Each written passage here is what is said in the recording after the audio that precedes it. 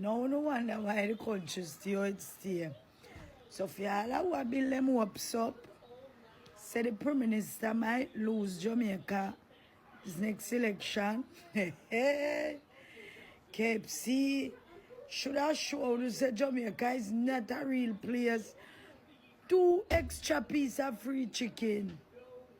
And Jamaica under chaos. Me don't talk. Me could have come out of my house, go join them the excitement and chaos there. For 2 extra pieces of chicken. And one thing me know, me not predict not we are going to Jamaica yeah. For if you don't know what me know, you don't go and shame, but me know you not shame me. I'm not predicting anything. The people them is unpredictable. Pussy clad.